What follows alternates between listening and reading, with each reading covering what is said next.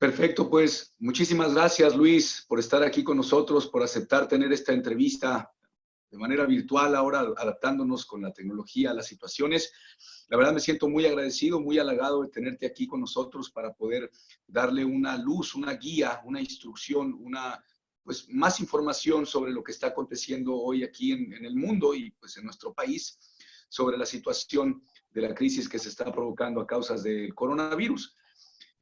Luis es abogado, él tiene más de 23 años de experiencia, tiene una gran trayectoria, es maestro, tiene maestrías, tiene doctorados, inclusive creo que estás incursionando en otro doctorado ahorita, Estoy tienes empezando, experiencia. ¿Vale? estoy empezando el primero, todavía no tengo doctorado, estoy estudiando uno. En penal, Sí, ¿ok? Pero la parte administrativa, la parte corporativa es donde están tus mayores fortalezas, por lo que te es entendí. correcto. Perfecto, Luis. Gracias por estar aquí con nosotros y gracias por aceptar esta invitación. Me gustaría, Luis, que pudieras apoyarnos porque como tú sabes, fue antier, ¿verdad? Antier en la noche que se declaró como emergencia sanitaria y eso pues conlleva a mucha inquietud e incertidumbre de parte de la comunidad empresarial porque por un lado están comentando que las empresas que se consideran dentro de lo esencial pueden operar y que las que no, no. Sin embargo, ¿qué significa, Luis? Significa que entonces, si yo no estoy ahí, tengo que cerrar ya ahorita, porque si no van a venir, me van a meter a la cárcel, me van a multar. ¿Qué significa esa emergencia sanitaria para la comunidad empresarial, para los dueños de empresas medianas, pequeñas, aquí en la zona, en México? Bueno, lo que salió antier fue la declaratoria de emergencia sanitaria por causa de fuerza mayor, que es algo que no existe.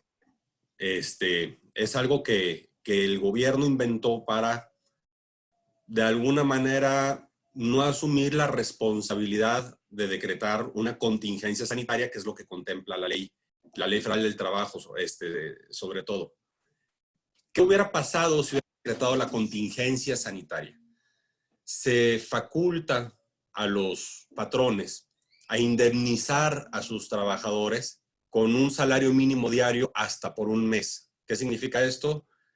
El que, el que se declare una contingencia sanitaria, se reconoce que el patrón va a tener problemas y se le da este estímulo de tal manera de que preserve los puestos de trabajo, de que pague algo al trabajador, porque tampoco es culpa del trabajador, pero que se le dé oxígeno para poder sobrevivir esta contingencia.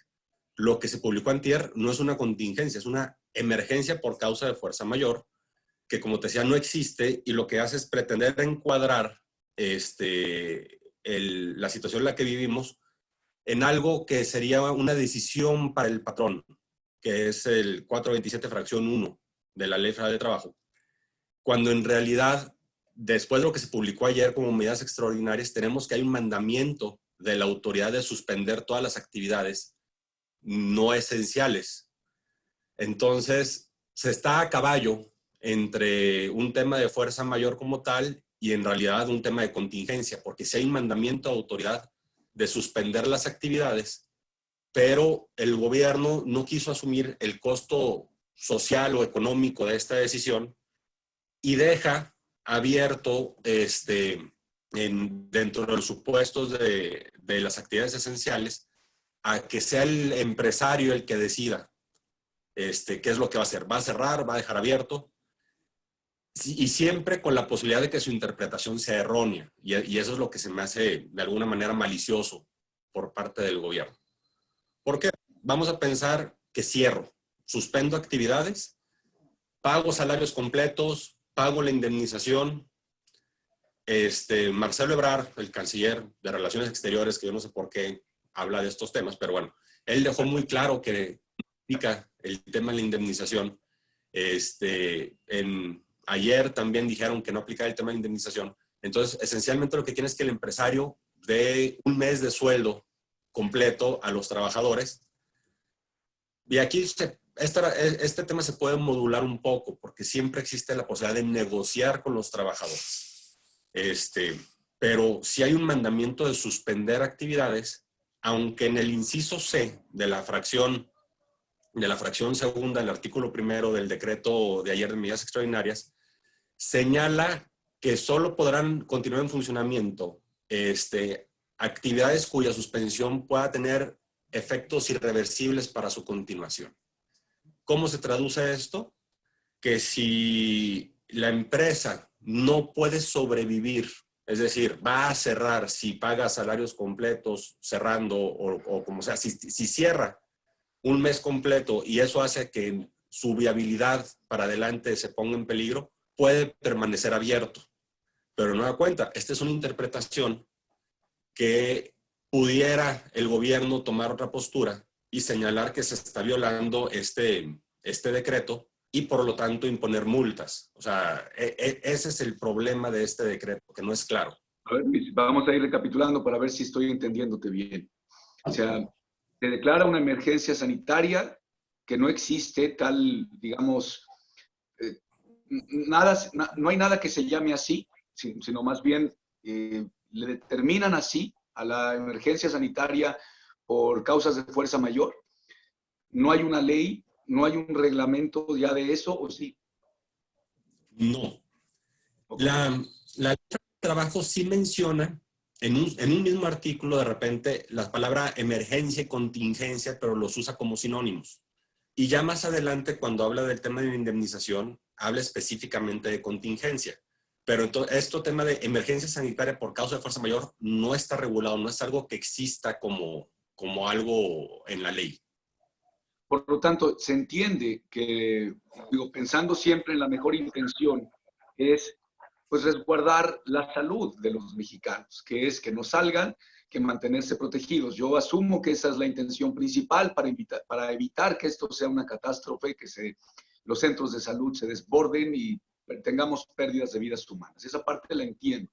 Ahora bien, se declara la emergencia sanitaria, que es algo que no existía, es algo que se genera, que es algo que está, pero ante eso que ya está el mandato y está la indicación, ¿cómo debemos de actuar los dueños de empresas? Porque la inquietud hoy es, ¿sigo trabajando normalmente? ¿Qué va a pasar?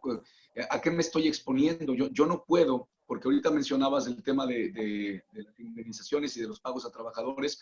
Yo tengo que cuidar primero que nada la salud de la empresa, por supuesto, después de la salud y la integridad de los colaboradores. Tengo que cuidar la salud financiera de mi empresa.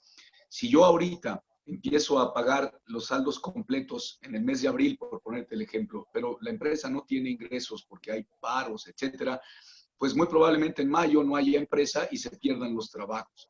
Por lo tanto, yo como empresario, ante esta declaratoria del gobierno, ¿qué debo de entender? ¿Qué tengo que hacer? Lo comento, Luis, porque hay muchas dudas en la comunidad empresarial. Entonces, ¿cómo se debe de entender esta declaratoria? A ver, ¿tengo que cerrar ya mañana? ¿Tengo que cerrar hoy? ¿O sigo operaciones con los cuidados que ya hemos tenido y siendo a lo mejor todavía más cuidadosos con el personal, con mi cadena de suministro, con mis clientes, con mis proveedores? ¿O qué tengo que hacer? ¿O es esperar a que pasen unos días para ver qué va a decir ahora el gobierno? ¿Qué pudieras decirnos ahí, Luis? De hecho, conforme a las medidas extraordinarias publicadas el día de ayer, se debe de cerrar. O sea, ese es el mandamiento. Dice, se ordena la suspensión inmediata del 30 de marzo al 30 de abril. Curiosamente, esto se publicó el 31 de marzo, entonces aventó un día para atrás el tema de la suspensión. Entonces, hay un mandamiento de autoridad de cerrar, de suspender actividades. Entonces, si queremos ver las cosas en blanco y negro, tienes que cerrar si tu actividad no forma parte de las actividades esenciales. Pero bueno, ahorita ya lo dijiste, ¿qué pasa si mi empresa no va a sobrevivir un mes cerrada? Entonces, pudiéramos caer en el supuesto de excepción establecido al final del inciso C, que las actividades cuya suspensión pueda tener efectos irreversibles pueden continuar. Entonces, ¿qué es lo que yo sugeriría? Es hacer un análisis económico, financiero de la empresa para tener las pruebas necesarias para acreditar a la autoridad en caso de ser cuestionado que yo me mantuve abierto porque si cerraba se moría la fuente de trabajo. Entonces ya entramos a ciertos claroscuros, ya no es tan blanco y negro el tema de cerrar o no cerrar. En principio debemos de cerrar.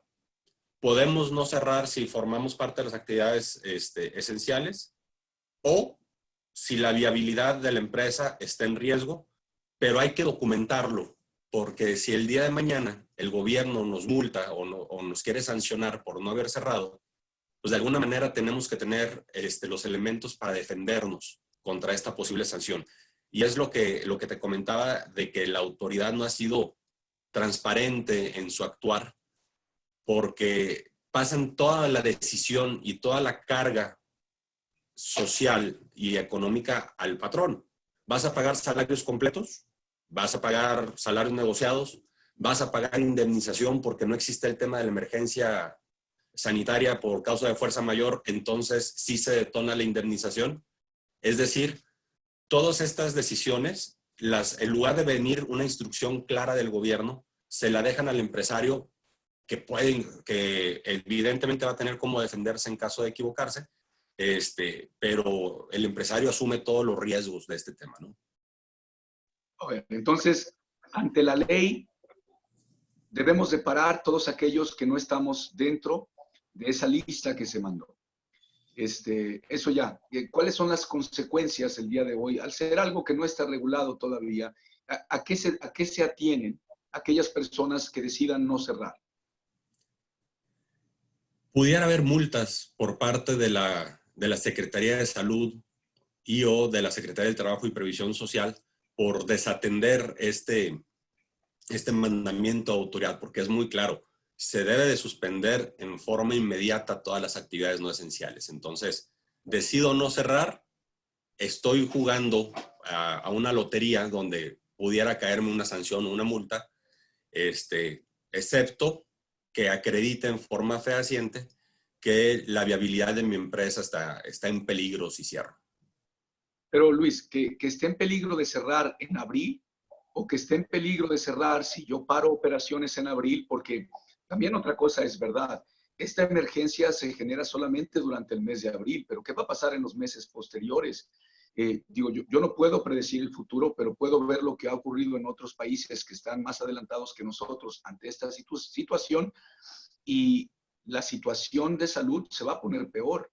Es muy probable que lleguemos como ocurre en España hoy por hoy, que es muy lamentable, como ha pasado en Italia. No es que yo sea pesimista o que quiera, pero me parece que ese es un panorama muy cercano a nuestra realidad. Por lo tanto, pensando más adelante, pensando en los meses de mayo y junio, si ahorita se suspenden actividades, hay mercados, hay industrias que a lo mejor no se mueren en abril, porque si el dueño ha sido precavido, la empresa tiene un capital, tiene un colchón. Si hay financiamiento, si hay capital, la empresa tiene un colchón y puede protegerse quizás solamente ante la orden de cierre de pagar rentas, porque no todos se muestran flexibles y solidarios en estas circunstancias. Hay que pagar rentas, hay que pagar sueldos, hay que pagar deudas y hay que pagar impuestos. Por lo tanto, si durante el mes de abril a lo mejor yo puedo sobrevivir, pero si la cosa se pone peor, que es lo más probable, y ahorita en abril no está tan complicado, no sé, ahí es donde quedan como que huecos, Luis. Ahorita la declaración es por abril, el empresario que se preocupe por abril y en mayo a ver qué pasa, o cuál es la cosa. Tocaste muchos puntos muy interesantes. Voy a comenzar por el último. En principio, la suspensión está por abril. Entonces, tendríamos que analizar si podemos o no podemos sobrevivir a abril, si somos no esencial. Lo más probable es que se extienda. Definitivamente, yo también no quisiera ser pesimista, pero veo un panorama muy negro adelante. Entonces, yo creo que si vamos a batallarle para abril, pues nos morimos en mayo. Entonces, definitivamente vale la pena hacer un análisis un poquito más extenso, mayo, junio, julio probablemente. Y lo que mencionas, el tema de las rentas. En materia de obligaciones en derecho civil, la fuerza mayor es una causal para justificar el no pagar rentas. Cuando se te impide por causas de fuerza mayor el uso del bien arrendado, pudiera existir la posibilidad de no pagar las rentas. Yo no le diría a mis clientes, dejen de pagar renta. O sea, yo creo que vale la pena primero un acercamiento con el arrendador, platicar cuál es la situación. Oye, ¿sabes qué? Voy a cerrar la empresa. Apóyame para que en lugar de pagarte el 100% de la renta, pagar un 25%, algo, para que haya solidaridad entre arrendador y arrendatario. Porque todos estos temas de derecho civil son formas de excepcionarse cuando te demandan. Y además ahorita no hay tribunales. Entonces, si hay gente que pudiera unilateralmente decidir dejar de pagar renta y cuando lo demanden, cuando vuelvan a abrir juzgados, excepcionarse por un tema de fuerza mayor y con buenas posibilidades de éxito. Pero definitivamente yo creo que ahorita lo que conviene son decisiones consensuadas. Vamos a negociar con los trabajadores, oye, vamos a suspender actividades, ¿qué te parece si en lugar de pagar el 100% del salario, pagamos 50, 30, 25% del salario? Pudieran el empresario decidir pagar la indemnización, que no es salario, sino que es indemnización y es un salario mínimo diario hasta por un mes. Pudiera el empresario decidir no cerrar y de todas maneras trabajar a jornadas reducidas y por lo tanto con reducir proporcionalmente el salario. Realmente hay un abanico amplio de posibilidades y que cada empresario tendrá que hacer un análisis de su empresa para ver cuál es el camino para sobrevivir, porque no se ven apoyos del gobierno. En tema fiscal, el SAT no dio un día de prórroga. Ayer se vencieron las declaraciones anuales. Todos los pagos salieron con fecha de ayer mismo, ni siquiera dieron un día de abril para pagar el anual de 2019. Entonces, no veo por dónde el gobierno vaya a poder ayudar al empresariado. Y bueno, pues cada quien tendrá que tomar la decisión que más convenga para la supervivencia de la fuente de trabajo, pero siempre poniendo por delante la salud de los trabajadores. Yo creo que si no podemos enfatizar lo suficiente entre un tema económico a un tema de salud, pues es mejor cuidar el tema de salud, ¿no? Sí, desde luego, desde luego. Eso es lo primero que hay que cuidar. Ahora, con esos cuidados de la salud y siendo realmente comprometidos con nuestros hermanos mexicanos, hoy la regla es cierra si no estás dentro de eso o si tu empresa está en riesgo. Si tu empresa está en riesgo en abril o si la empresa está en riesgo simplemente porque en abril pares operaciones. O tiene que ser que se ponga en riesgo en abril. En principio, tendría que ser que se ponga en riesgo en abril, pero si vemos, o sea, tomando cierta razonabilidad de que la contingencia, la emergencia sanitaria, seguramente se va a prolongar más allá de abril, yo creo que si existe peligro de cierre en los próximos 2-3 meses, pudiera ser válido mantener abierta la fuente de trabajo. Okay. Entonces, yo creo que lo correcto sería que pudiera la comunidad empresarial tuviera acercamiento a personas como tú, Luis, para que puedan orientarlos, porque hay gente que no va a cerrar, no por la terquedad de desobedecer al gobierno, sino porque la gente sigue comprando en algunas industrias, se tiene necesidades de cosas, la gente tiene necesidad de trabajar, tiene necesidad del dinero. Por supuesto que hay que cuidar la integridad y la salud y la vida de todas las personas, de todos los colaboradores, de todos los clientes y de todos los proveedores. Pero aquellas personas que su empresa esté en riesgo, y voy a volver a comentar, a lo mejor no en abril, pero muy probablemente si en España están pensando que esto dure hasta mediados de junio, probablemente aquí nos va a llevar todo abril, todo mayo y todo junio. Por lo tanto, yo sé que hay que cuidar la salud, pero también hay que cuidar el ingreso que es con lo que alimentamos a nuestras familias. Y hablo desde el punto de vista de empresario hasta desde el punto de vista de nuestros colaboradores, de los proveedores, de los clientes. Y yo estoy de acuerdo en hablar, negociar, solidarizarnos para encontrar el mejor acuerdo posible. Hablo del tema empresarial, cuidando, por supuesto, la vida, pero cuidando la salud de la empresa, porque, insisto, si no tomamos medidas y no acatando la ley, no quiero decirte que yo sea un rebelde, pero Cuando una ley es injusta, como diría Gandhi, lo correcto es desobedecerla. Y no hablo yo de ser rebeldes ante eso, sino ese es el dictamen que está haciendo el gobierno, que si es bueno, que si es malo, que si es responsable o irresponsable, pues eso es otro cantar, no depende de nosotros. Nosotros tenemos que ver por lo que representamos los empresarios, que somos fuentes de empleo, somos fuentes de economía, somos fuentes que dan muchas cosas.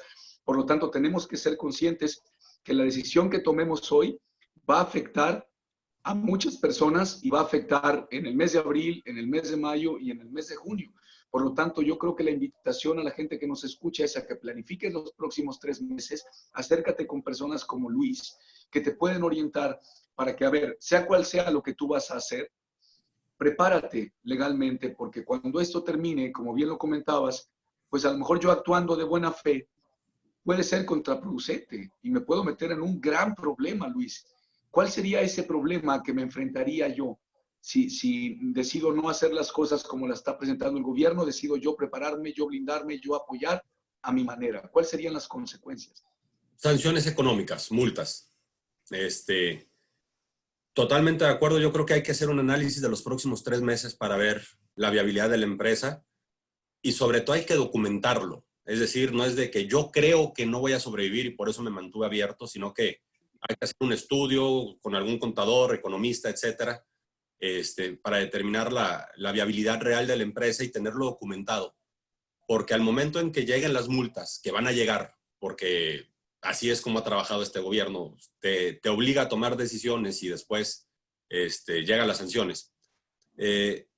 Hay forma de defenderse. Definitivamente va a haber argumentos y forma de defenderse contra estas sanciones, esperando que de alguna manera los tribunales sean razonables. Hasta el día de hoy lo han sido. Ahorita están suspendidas casi todas las actividades en tribunales, por lo que difícilmente van a llegar multas de inmediato. Es decir, yo creo que en el mes de abril la gente que decide estar abierta pues va a seguir abierta y las sanciones vendrán ya que esté un poquito menos candente el tema de la emergencia sanitaria. Pero lo importante es documentar el por qué se tomó la decisión, que no sea una decisión netamente económica y sin tomar en cuenta las recomendaciones para los trabajadores que van a continuar, seguir las recomendaciones sanitarias, seguir las recomendaciones de la distancia, de la limpieza, de la higiene, etcétera. Entonces, sí es importante que el empresario asuma el riesgo que podría implicar desobedecer esta ley, pero yo estoy totalmente de acuerdo contigo. Cuando una ley no es lógica o no hace sentido, hay razones para desatenderla, ¿no? Ok, entonces que la gente se prepare y se blinde. ¿Tú pudieras dar ese tipo de orientación si alguien tiene dudas, si quiere prepararse, Luis? Yo puedo dar soporte en materia corporativa, fiscal, de negocios, es decir, pudiera documentarse a través de un acta de asamblea donde los socios hacen un análisis de las proyecciones financieras de la empresa. Evidentemente tendrán que haber contadores involucrados para determinar la viabilidad económica de la empresa, etcétera. Pero, porque así pudieras orientarlos de una manera ya más personal, por supuesto. dependiendo de cada necesidad. Sí, por supuesto. Ahora, bien, gracias por eso, gracias por el apoyo. Antes de terminar, de terminar esta reunión, por ejemplo, ¿qué ocurre hoy desde tu perspectiva con los hoteleros, con los restauranteros? Te voy a poner el ejemplo con los odontólogos, con los estilistas que tienen estéticas, con esas actividades que no son esenciales, donde ahorita, por ejemplo, empresarios con los que estamos apoyando que tienen hoteles están en una situación caótica, no solamente por el tema de que no hay ocupación, sino que además tienen que pagar todas las nóminas de todo el personal. Ante esas circunstancias que son casos extremos, como en el caso de los restaurantes también, porque por más que quieras decir, bueno, vende a domicilio, hay empresas, y me consta, que están buscando cómo vender a domicilio, pero no están vendiendo, no les están comprando. En ese tipo de situaciones, el dueño de la estética que tiene que cerrar su estética, y me voy a un gramo más grande, en el hotelero, ahí, ¿qué manera tienen ellos de prepararse? Porque evidentemente los costos y los gastos de un hotel, pues van a matar al propietario, si sobre todo si no es dueño de una cadena hotelera en todo el mundo. Si tiene 3 hoteles, o tiene 4, o tiene 1, pues eso significa no solamente un problema para el hotel, sino muy probablemente el dueño va a tener que meter capital propio o conseguir capital para... ¿Qué pudiera hacer esa comunidad que está siendo muy lastimada por la crisis económica que se está generando el día de hoy? Tienen dos opciones: acatar el, la figura de emergencia sanitaria por fuerza mayor y negociar los salarios con los trabajadores, es decir, sí suspender y negociar con los empleados cuánto dinero se les va a pagar durante este mes de suspensión, o definitivamente tomar la decisión que, con independencia de lo que gramaticalmente publicó el gobierno, en realidad estamos en una contingencia sanitaria, sí lo estamos, y pagar la indemnización de un salario mínimo diario hasta por un mes. Y si la contingencia dura más de ese mes, ya no existiría la obligación de pagar.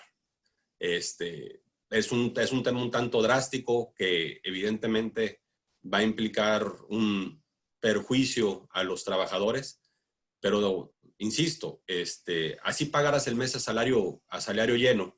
Si ya no hay fuente de trabajo después, ¿qué va a pasar con esos trabajadores, no? Claro, y hoy no hay ingreso. No Así es. solamente estamos empezando el mes, no hay ingreso para esas industrias, no están produciendo y tienen que cumplir con todos los compromisos que, por supuesto, de manera responsable y como caballeros, como debe de ser, se tienen que cumplir. Pero el panorama es muy desalentador porque no sé si ellos puedan protegerse como tú lo comentabas. O sea, esos giros, si hay manera de que puedan protegerse. No hablo de no pagar, Luis, no hablo de no pagarle nada al personal, no pagar renta, no pagar nada, pero yo puedo protegerme legalmente, decir, híjole, si yo no me blindo ahorita, si yo no cuido el poquito dinero que a lo mejor pude resguardar de marzo, porque en el mes de abril no voy a tener ingreso y tengo que pagar todos los compromisos que están, incluidos los impuestos, eh, que, o sea, se va a morir la empresa. Estos son de los casos que hablas de que son, pero bueno, perdóname. Puedo yo decir, sigo abierto porque si no mi empresa quiebra, pero no voy a tener ingresos porque aunque yo abra, la gente no va a venir.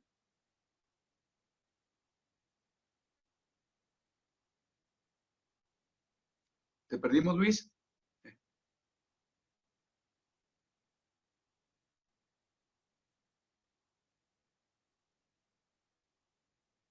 Al parecer tenemos una falla de internet. Vamos a ver un momentito más a ver si se puede conectar con nosotros.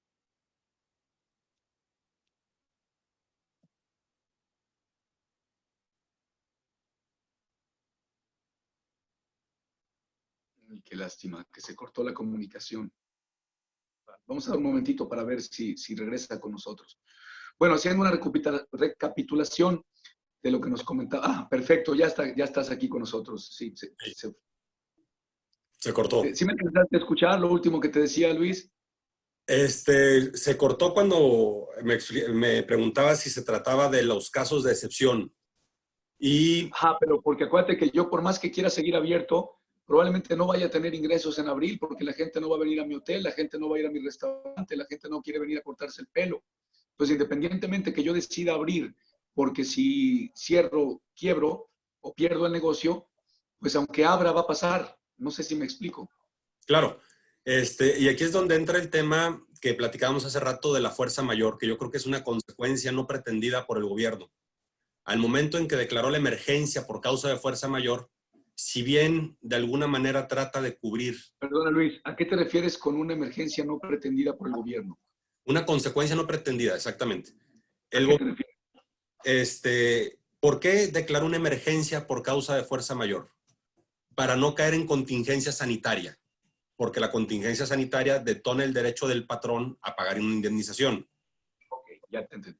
Pero lo que no se dieron cuenta es que al utilizar el tema de fuerza mayor, abren toda una serie de problemas o de cuestiones en materia civil con proveedores, con arrendadores, etcétera, porque la fuerza mayor es un excluyente de responsabilidad.